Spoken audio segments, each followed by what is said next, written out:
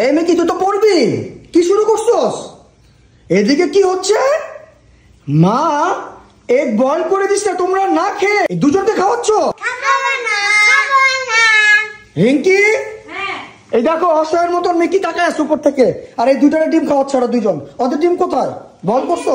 রেখে দিয়েছি বল করে, দেখতে পাচ্ছ না? এই যে মিকি, এই যে তোমার ডিম, এই যে আনতেছি। শোনো এদিকে তাকাও, এই যে মা আবার ডিম বয়েল করবে, খেতে হবে কিন্তু। হ্যাঁ ঠিক আছে, আমি কি তোকে দিচ্ছি। মানে ডিম এত পছন্দ মিকির জন্য স্টেসির। না আরেকটা দিচ্ছে তোমাকে। হ্যাঁ